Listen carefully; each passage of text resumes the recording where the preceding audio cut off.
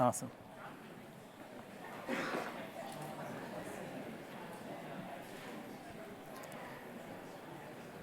All right. Hi, I'm Shyam Sankar. I'm Palantir's Chief Technology Officer. I'm so grateful to be here. It's amazing to see the group that Mike and Shift have really pulled together here. And I wanted to spend some time talking about something that I'm quite passionate about, that I'm spending a lot of my own time and energy on, that I call the first breakfast. And to understand the first breakfast, we need to start with the Last Supper.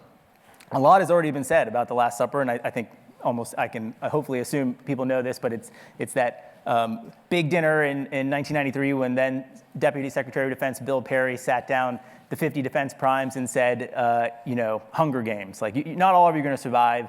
I give you my blessing to consolidate. We'll give you an oligopoly, more or less, in return for getting lean. And a lot of people talk about how this led to a lack of competition and consolidation, and I think maybe all of those things are true, but I think it misses the more profound actual consequence of the Last Supper. And to me, I think this was the definitive moment that kicked off the financialization of defense. From that point forward, it became all about buybacks and dividends and leverage ratios, and new venture formation became about buyouts and roll-ups. And as a consequence, really founder-driven cultures and mavericks were eliminated. Consolidation leads to conformity. And I think this fed and bred an underlying dysfunction in the relationship between the department or government and industry. Even the term industry is kind of unique to how government thinks of its vendors and its partners here. And I think that's a relationship that's characterized, the dysfunction is characterized by attenuation and transactionality. So many in DC view believers, true believers, with kind of cynicism, skepticism, sometimes even disdain. It's much more comfortable if industry is transactional, if industry is fundamentally motivated solely by monetary rewards and nothing metaphysical. But I can't imagine, I've been doing this at Palantir for 18 years, I cannot imagine wanting to work with mercenaries instead of missionaries. That's the whole point, is to bring together the merry band of missionaries to go after these things. And that's because, of course, the government needs its Kelly Johnsons and its Oppenheimers. We need our Henry Kaisers and our John Boyds. And I think the period after World War II was really characterized by the contributions of founders. It was William Lear, not Learjet. It was Glenn Martin, not Lockheed Martin. It was Jack Northrop. It was Henry Kaiser. What I'm excited about, so now, 20 years on, I can feel this is all about to change quite massively. And that's the first breakfast. And maybe at this point in the day, I should call it the first happy hour. When we started at Palantir 20 years ago, how ironic that the Intel community was more open and accessible thanks to the work of In-Q-Tel than the DoD. There really was no defense tech ecosystem. And sometimes when I say that, the folks who are working very hard in innovation in 2003 get a little offended. I don't mean that as a slight to their efforts, but as someone who was trying to find a door that was semi-cracked open or a window that was unlocked, I would just say I couldn't find one. Zealotry was a bug, not a feature, and purported mission orientation was met by the customer with eye rolls. And now I look at where we are now in 2023, and it could not be any more different. I cannot believe there are 100 VC firms that are interested in what's going on here. I cannot believe there are over 100 companies that are represented. The amount of energy, the amount of definite optimism for the future is wildly motivating. And that's why after 20 years of our folks at Palantir, after 30 years of the Last Supper, we want to go all in and flipping the bit here and supporting this ecosystem, helping I've heard now between $40 and $100 billion that have been deployed in this space. That capital has resulted in $2 to $5 billion of contract. For this to all work, we have to enable collectively this community to get to scale much more quickly. And that's what I want to focus on. How do I help you make the money you raise in your last round last longer? How do I help you make the next round go better? How do I help you get to scale by helping you achieve revenue recognition faster, helping you deliver for your customers, helping you bend and fundamentally inflect your cost curves? And there could be a question of why. Why is this interesting, certainly to me, to our company, how we're thinking about this? And I think the metaphysical point is actually the most interesting, which is that I'm convinced that M-Day was yesterday, the amount of time we have here is very little. If the West is going to win, we're going to have to end the innovation famine that really the Last Supper catalyzed. And when I look at the risks ahead here, I worry that a lot of the preconditions of success, the things that existed at the precipice of World War II, don't really exist anymore. I mean, we had the luxury of time. We had 18 months with Lend-Lease when we were at peace but could flip the full bit on wartime mobilization and production. We're not going to have that this time. We had a totally different landscape with industry. We had folks like Bill Knudsen, who really you could deploy into government to do this, who could mobilize the breadth of US industry. I think the relationship, this attenuation that I talked about earlier, I think is a grave risk to what's actually going to be possible here. We had the $1 a year men long before Zuckerberg and Steve Jobs were taking $1 a year in salary because volunteerism is illegal with the US government. We had people making $1 a year from industry with deep expertise running parts of government that I think today we'd have lots of hand-wringing over conflicts of interest and wondering if it's actually in the national interest. But we were able to actually execute that back then. And of course, the role of founders and founder-driven personalities, both inside and outside of government. I don't think, it's so comforting to think that we're going to fix all these problems by fixing process or reforming process, and if PPBE is better, and by all means, we need to do those things. But it's content, that beautiful Steve Jobs lost interview about how companies get confused about process, and they try to replicate the process that seemed to work last time, and that shit never works. The only thing that works is content, and it's really scary, and it's uncertain if you don't know if it's going to work, but that's reality. All of these things are hard, and leaning in to that fundamental difficulty is, I think, the spirit of American innovation. And then I think about at World War II, America was the best at mass production in the world. That was our unique comparative advantage, and we leveraged that to win that. We're not the best at mass production anymore. We certainly can't win without any production. Production matters. You have to bend metal. But we are the best at software in the world. No one even says American tech. That would be redundant. People just say tech. We're so far, the gap between us and number 2 is a yawning lead. And somehow, we don't have the ability to leverage American software at scale to really influence the fight here. And that's a big part of the problem that I want to lean into helping the government solve.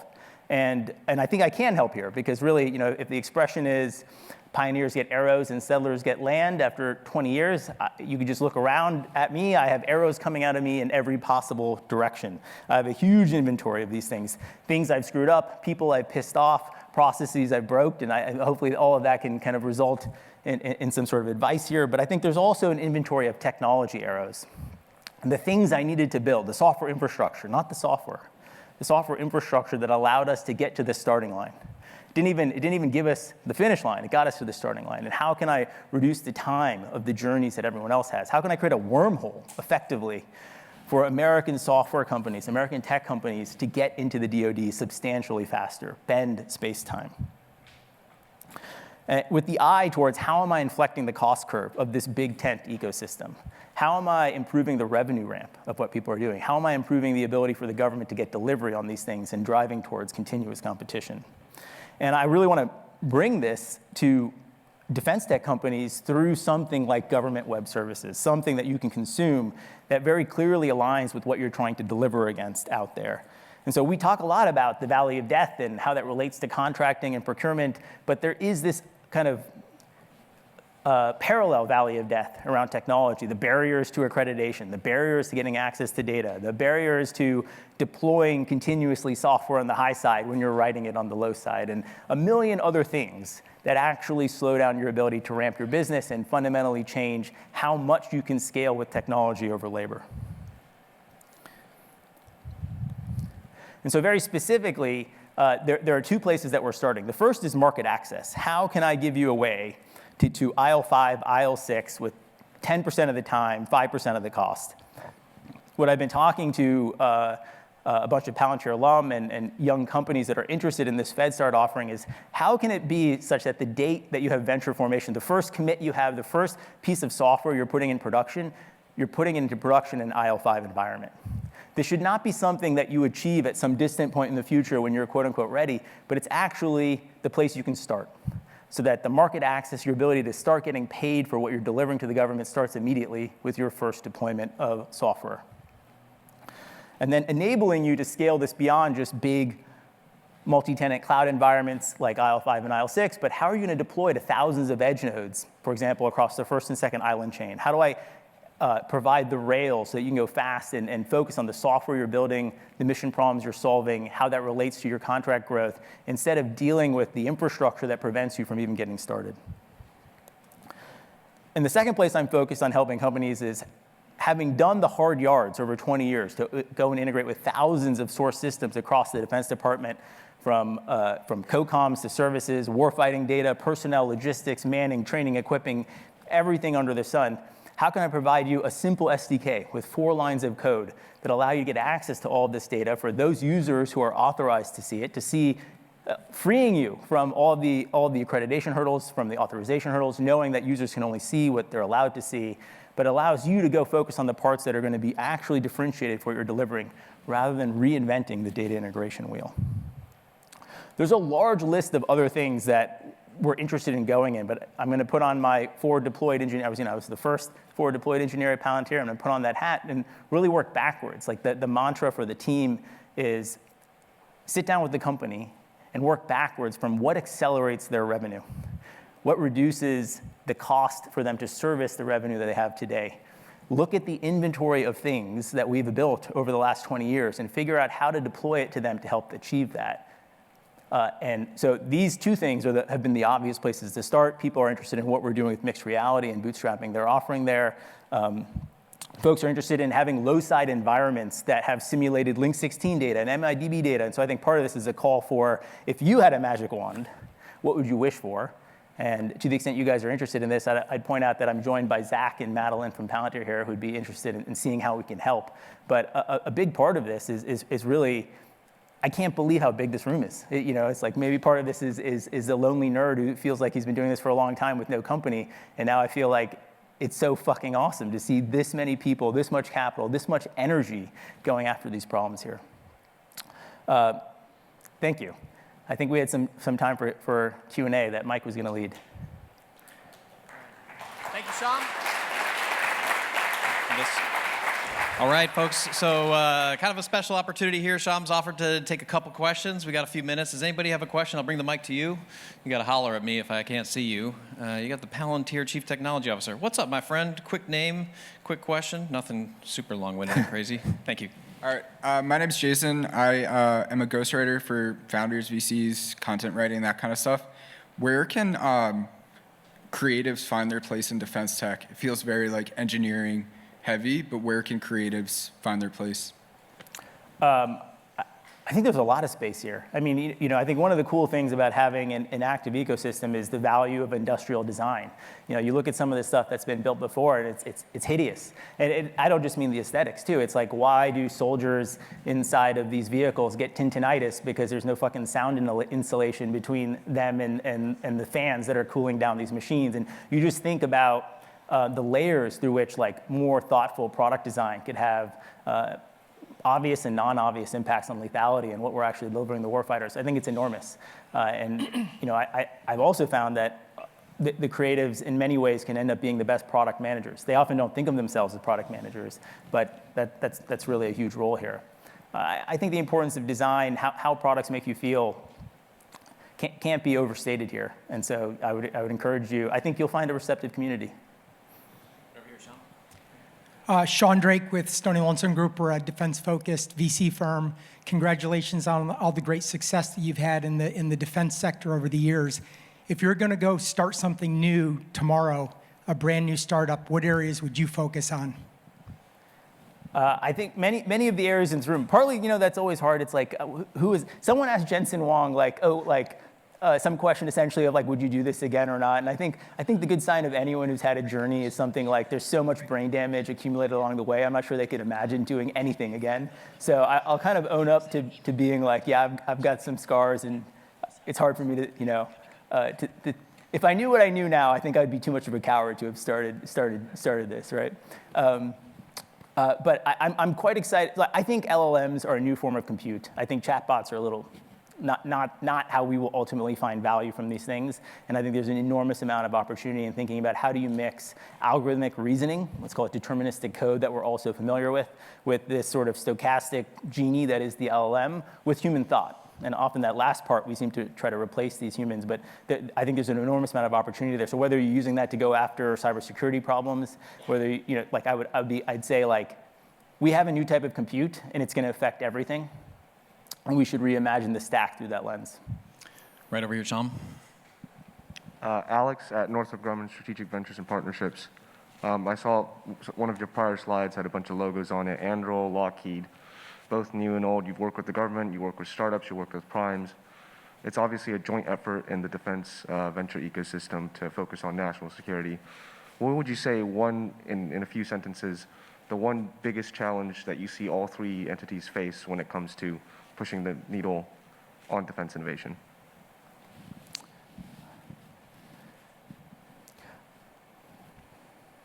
Well, I think I'm going to give you maybe a little bit of a non-answer to the question. It's like, okay, so how do we go faster is the challenge that I think all of these people face. And for various reasons, people are different journeys. But that's the fundamental question that everyone's wrestling with. Then I think the other part of this is, what's in your control to go faster? What is simply a technology problem? And what is the aggregate effort of this entire room and beyond this room in changing how the monopsonist buyer operates? And that's so much of it. And actually, these things are not completely independent. It's not like policy and technology exist in two different worlds that don't interconnect. So where can you have asymmetric delivery on technology that opens people's minds to how the policy can change as a consequence, or should change as the consequence? Right over here, Shyam. We're going to do lightning round. Yeah, it's going to be quick, and sorry, it might be provocative as well. It's Robert Thurman, Riscan. And the question is that we just had a small group discussion with one of the VCs, and they said that Palantir is not a good example of a successful company from the perspective that you guys raised 5.5 billion, roughly, and then have a revenue of around like 1.52 billion. So what is your answer to them in terms of, is Palantir a good example, like a good success story that we all want to model, or not really? So I'm not sure I heard all of the question there. Is Palantir a successful company? What was the retort? Yeah, basically, well, I'm not going to say it because I disagree. Yeah, that's not me, Shyam. Yeah, and sorry about the accent. Maybe that doesn't help. So the VC said that the Palantir is not a good example of building a successful defense-related company because you guys raised a shitload of money, like 5.5, but your revenue is only 1.5 billion. So 2 billion, but yes. 2 billion, okay, sorry. Yeah, I just worked quickly really hard Googled for that and it said incremental 1.5. 500 million, let me tell you. I like it. Yeah, look, there's a path dependency here that can't be underestimated. This is the pioneers get arrows thing. I can't tell you how hard it was. I hope it's easier now. I hope that's the whole point of going down that trail. And I hope to actually put my money where my mouth is and show you that I can make it easier, that I can make your capital deployment more efficient for the portfolio companies that are in this room to get to scale faster. So much of this stuff was busy waiting. So much of this stuff is like some person didn't want to sign the paper on accreditation. So much of this stuff is figuring it out the first time. There is no process. Then there's no end for the government to look at and say, what should we be doing? So the only way to succeed is by pissing everyone off, which just then causes so much additional drag. So I don't know that all of these problems are solved. I kind of structurally doubt it. I kind of think, we had to sue the Army, SpaceX had to sue the Air Force. There are more services. And like, I wish I could say these lessons like globalize, but my experience has been they don't. And like we use the same lawyers, I'd be happy to refer them to anyone here when you get to that place. And I wish I could say, like, I think about the counterfactual all the time. It's like, God, to the point of the brain damage and my fear of, like, could I do this again? I think I've already answered that question. It's like, was there a less painful way to do this? Could it have been done differently? And I get to the same place every time, which is no. I think, like, the pathing, where the market was, what the buyers were receptive to, how the monopsonists behaved and what they wanted to do. I think hopefully it's just easier for everyone else now. All right, that one deserved a deeper response. Now we're in the actual lightning round. Here we go. Yeah, thanks. I appreciated your comments about impact level as a service. Do you have any thoughts on authority to operate, one of the other hurdles that we have to getting software out into the field as a service? I apologize. I feel like the mic is a little bit muffled up here on stage. So it was like, what? So impact levels, got it. Then it was like audit or ATO, yeah. Do you have thoughts on authority to operate, ATO as a service, the other big hurdle that we have? Yeah, I think that's crucial. That's where we have to go. Like, this is all beta BS. Like, why are you guys spending time on it? Whether it's me or someone else, like, we gotta solve these problems. So much of the issue, if you were to be a little reductionist, like, why do these things exist? Because so much of the program management, so much of the policy, so much of the rules are implemented as billable hours. Fundamentally, the entire process is bottlenecked on the other end, whether it's the government's end or a contractor delivering this as, let's call it integration as billable hours. And I want to do integration as code. And I think that's what everyone in this room would want, which is like essentially to the extent that I'm facilitating you getting there, the way that's going to be fastest is getting the fuck out of your way. Like, here's the API, here's the SDK, here's the service, hold me to the levels. But if you have to talk to anyone, not because I don't enjoy talking to you, I do, but then I'm somehow slowing you down.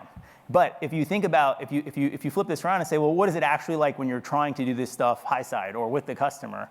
It's like actually nothing is as code, and everything is as dealing with a human, and there's no repeatability to that. And I can't get 100 people through that wormhole with humans. I can with software. I have. Hi, I'm Gillian Manis with Structure Capital. I'm a proud investor in Shift. So with the new legislation, the Digital Service Act that the EU just passed, which provides protection, their words, around data sharing and around transparency and so on and so forth, really pissed off most of the tech companies here, which have to adhere to the legislation now. What do you think about what we should be doing in terms of creating maybe some architecture around privacy, around data protection, especially with acceleration of AI? Or does that choke, innovation? Because I've heard both sides. Yeah, well, one of the things that I think we should really honor about technology is that it's supposed to be able to move out the efficient frontier. So I think it's perfectly reasonable for society to say, look, what are the trade-offs between innovation and privacy, or security and privacy, depending on the domain? Like, look, there's two functions, and they're two variables, and they trade off. And we can have a reasonable discussion for a given level of technology, what those trade-offs should be, and different democracies can decide that. But I think what's interesting about this room is our ability to push out the efficient frontier for any level of privacy that we've deemed necessary, that we could still have more innovation than we could have had before. And that's been our position and what we've been very focused on. So there's some element of this that talks my own book. Like, from the very beginning, we realized just structurally that as bad as terrorism is, what's even worse is the reaction to that, where you have the rise of radicals and extremists, and it's destabilizing to democracy. So of course you want to prevent this, but you're also trying to prevent the consequence of that. And then you're always necessarily having to hold privacy and security in the context of, like, how could I get more for every single place? And that means you have to design the infrastructure in a way that allows you to maximize both. And that means you have to pay attention to privacy. You can't say it doesn't matter. You can't say it slows down innovation.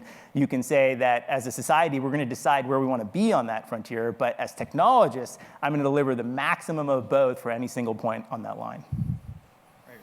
Hey, John Coogan, Founders Fund. Palantir raised $5 billion, but your market cap is $40 billion. So my only question is, how do you make it look so easy and effortless? Gosh, yeah. Thank you, John. I like it. All right, folks. Going one. All right, we'll go 1 and 2 lightning round, and we will stop shooting arrows at our friend Shyam. Thanks, Mike. Good afternoon, Drew Nowicki from OSD CTO office. Just a quick question. There's an expression that tools reflect culture. Based on Palantir tools within the Department of Defense, how would you say the culture has changed? Of the department? Yes. I'd say one of the things that's kind of conserved across our government and commercial customers, like, part of the value proposition is so often you come into an institution and there isn't actually a mechanical linkage between what the senior leaders are trying to get done and how the business operates. And in many ways, we're trying to get the software to represent that. And so the linkages that tend to exist are kind of more lowercase p, political, procedural, human-driven, chain of command. And what we're trying to do is squash that. How can I reduce the power distance and the knowledge gap between the folks at the very top and the folks at the coalface? And there's some sort of optimality in doing that. And I would, as an example, like when things were getting tense in Ukraine, the map that the chairman of the Joint Chiefs of Staff started using was authored by an E3 in that region, right? There was no human editing the truth between the E3 and the chairman of the Joint Chiefs. That, I think, is very powerful and emblematic. And that is the sort of thing that if you had given it to the chain of command, it would have been chewed up and changed many times. And so that sort of like see everything real time, understand the pedigree of the information, like a kind of shared view of this. I think that there's enormous hunger for that. Nobody's like, I don't want that. So then it's like almost like this latent culture always there. How could the technology allow you to express your culture more authentically? Hey, Shyam, Tommy, student at Georgetown. You're commenting about how big this room is right now, thinking about how we can make it bigger, especially directing top talent from universities, getting the next Palmer Luckey, the next Ethan Thorntons, working on hard problems like Palantir is. How do you think we do that, especially moving forward in this decisive decade? I think success begets success. I mean, that is the question. And certainly I don't aspire to stop at the size of this room here, right? I think there's a lot more to be done.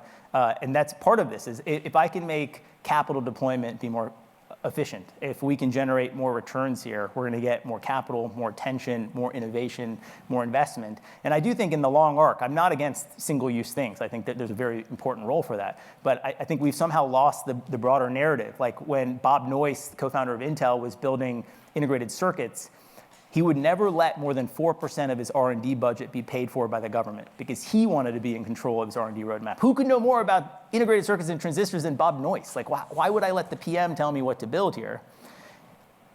Because he always knew that he wasn't going to stop. In the 60s, in the late 60s, 96% of the market for integrated circuits was the government. But he always knew that wasn't the future he wanted. He was going to invest for something much further than that. That integrated circuits are going to be prolific and commercial. And I think we've kind of lost the narrative that American prosperity is national security, and national security is American prosperity. And there is a engine there that's really important.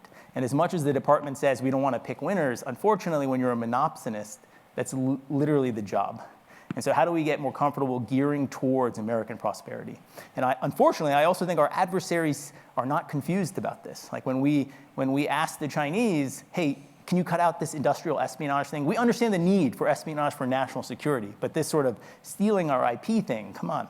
It's like, but those are the same thing. Like our economic development is our national security, right? So they see that in a much more clear-eyed way. And I think we need to bring that connection back. Ladies and gentlemen, give it up for Shyam Sankar, CTO of Palantir. Thank you so much for your time. We appreciate you.